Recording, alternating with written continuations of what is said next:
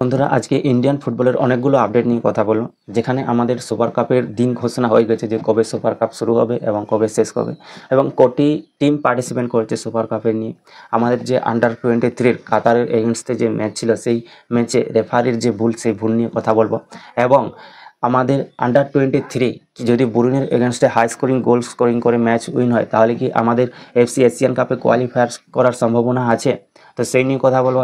আজকে India versus Oman match আছে, সেই ইন্ডিয়া ভার্সেস ওমান ম্যাচে আমাদের খালিদ জামিল, আমাদের যে Indian head coach Khalid Jamil, সেই খালিদ জামিল কোন ফরমেশনে এবং কোন প্লেইং ইন 11-এ ম্যাচটি খেলবে, তো এই নিয়ে আমি সম্পূর্ণ আলোচনা করতে চলেছি এই ভিডিওতে। তো ভিডিওটি শেষ পর্যন্ত দেখতে থাকো।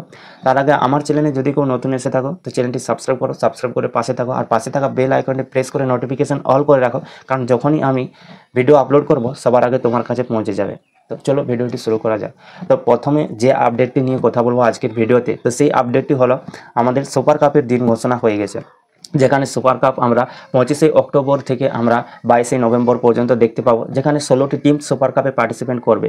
আর এআইএফএফ অনুমোদিত যে লিগ বা আমাদের ইন্ডিয়ান ফুটবলের যে সিজন, সেই সিজন শুরু হবে কিন্তু সুপার কাপ দিয়ে, 2025 সুপার কাপ দিয়ে, যেটা আমরা 25শে অক্টোবর থেকে 22শে নভেম্বর পর্যন্ত দেখতে পাবো, যেখানে যে 16টা টিম পার্টিসিপেট করবে তার মধ্যে আইএসএলের যে দলগুলো আছে সেই দলগুলো সব সুপার কাপে পার্টিসিপেট করবে। এবং কারণ এই কারণে সব সুপার কাপে পার্টিসিপেট করবে, তারা যে প্রিপারেশান নেবে আইএসএলের জন্য, আইএসএল যে হবেই এটা যে কনফার্ম, তো তার জন্য তারা একটা সিজন পেয়ে যাবে সুপার কাপে, তারা ম্যাচ প্র্যাকটিস করার জন্য, আইএসএলের জন্য তৈরি হওয়ার জন্য একটা তাদের প্রি সিজন পেয়ে যাবে। তো সেই কারণে আইএসএলের যে দলগুলো আছে তারা সব দলগুলি সুপার কাপ খেলবে, যেহেতু আইএসএল লেট হচ্ছে তো সুপার কাপ খেলবে। এবং আই লিগ থেকে 3টে টিম আসতে পারে, যেখানে হয়তো আমরা অবশ্যই আমরা ডায়মন্ড হারবার এফসিকে দেখতে পারি, ইন্টার কাশিকে দেখতে পারি এবং গোকুলম কেরালাকে দেখতে পারি, বা আবার অন্য কোনো টিমও দেখতে পারি। তো আই লিগ থেকে 3টে টিম আসবে সুপার কাপে, তো টোটাল 16টি টিম সুপার কাপে খেলবে। আর ইন্ডিয়ার যে কাতারের এগেনস্টে ম্যাচ ছিল, যে আমরা 2-1 গোলে হেরেছি, এটাকে আমরা হার বলবো না, কারণ আমাদের যে ছেলেরা আছে সেই ছেলেরা অসাধারণ পারফরমেন্স করেছে, আমাদের প্রত্যেকটা ছেলে অসাধারণ পারফরমেন্স করেছে। আমাদের মোহাম্মদ সোহেল যে ইন্ডিয়ার নেক্সট সুপারস্টার হতে চলেছে এটাতে কোনো সন্দেহ নেই। দুটো ম্যাচে তার দুটো অসাধারণ গোল দেখলাম আমরা, কিন্তু রেফারি, তো জঘন্য রেফারির জন্য আমরা হেরে গেলাম কাতারের এগেনস্টে। বা কাতার যখনই হোস্ট করবে তো তখনই আমাদের ইন্ডিয়ার বিরুদ্ধে কোনো না কোনো ভুল ডিসিশন নেবে।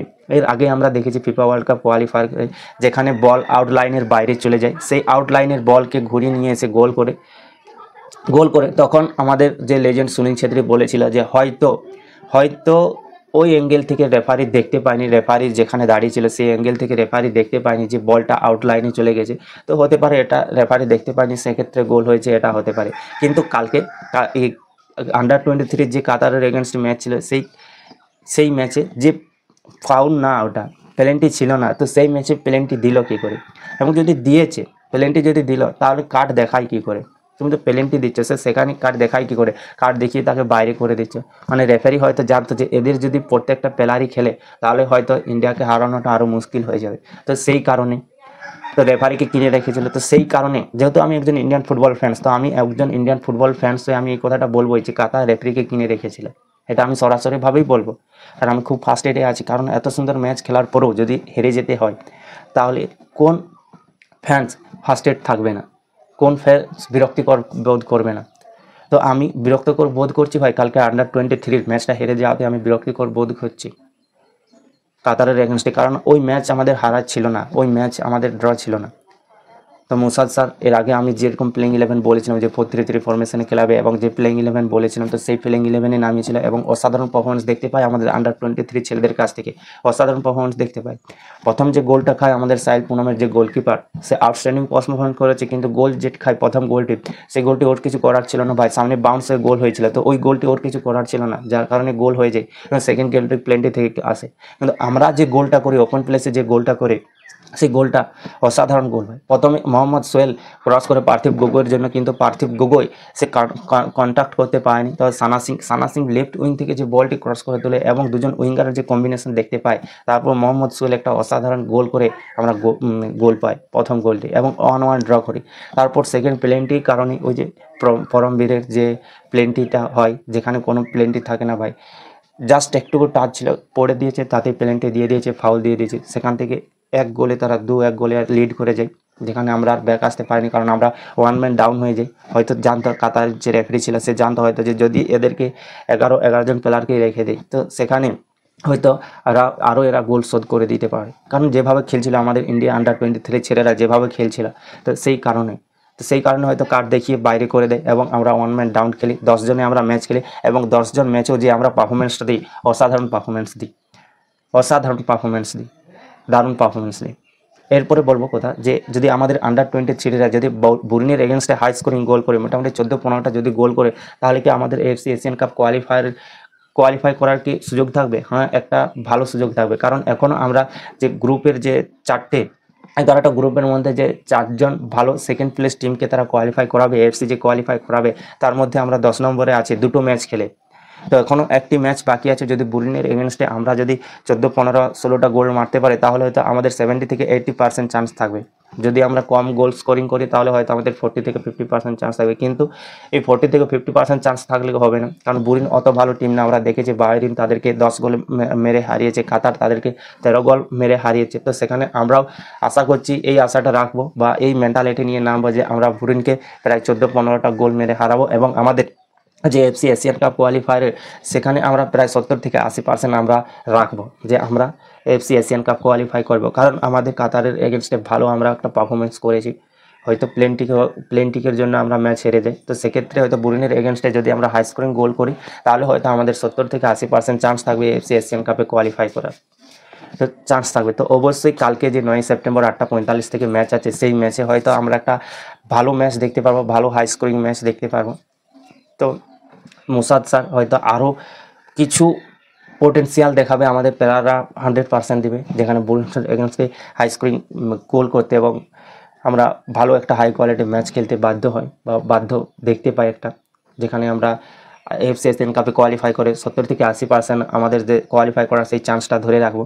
এবং আজকে যে ইন্ডিয়া ভার্সেস ওমানের যে ম্যাচ আছে, সেই ম্যাচে কাফা নেশন কাপ 3rd প্লেসের ম্যাচ খেলবে, যেখানে ওমানের বিরুদ্ধে ম্যাচ খেলবে। তো সেই ম্যাচে খালিদ জামিল আমাদের কি ট্যাকটিক্স নিয়ে খেলাবে, কোন ফরমেশন এবং কোন প্লেইং 11 নিয়ে খেলাবে, তো সেই নিয়ে আলোচনা করব। কারণ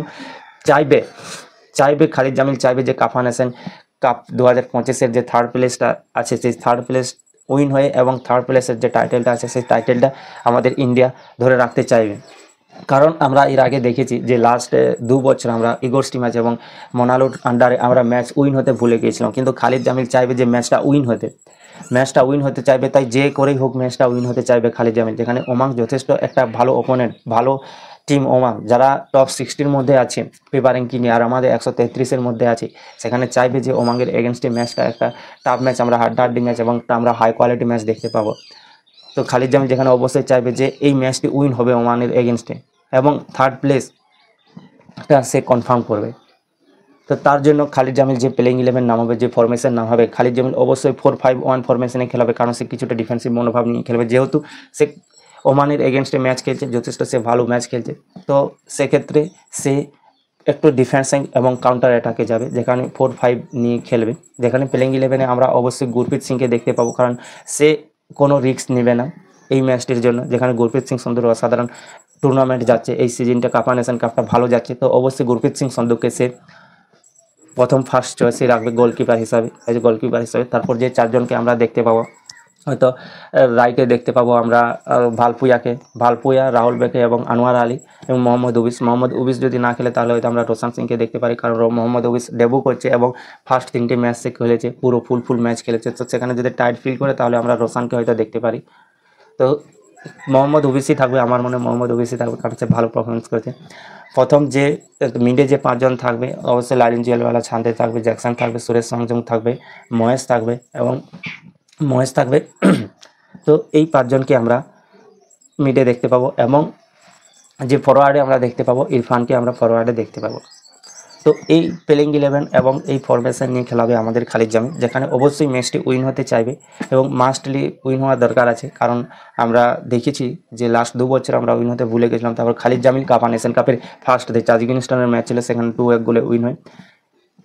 তারপর আমরা আফগানিস্তানের সাথে ড্র করি এবং আমরা ইরানের সাথে হারি, কিন্তু চাইবে যে এই ম্যাচটি জিততে এবং টাইটেলটি নাম করতে, কাফা নেশন কাপের 3rd প্লেসটি নাম করতে, আমাদের ইন্ডিয়ার নাম করতে চাইবে বা তার নাম করতে চাইবে।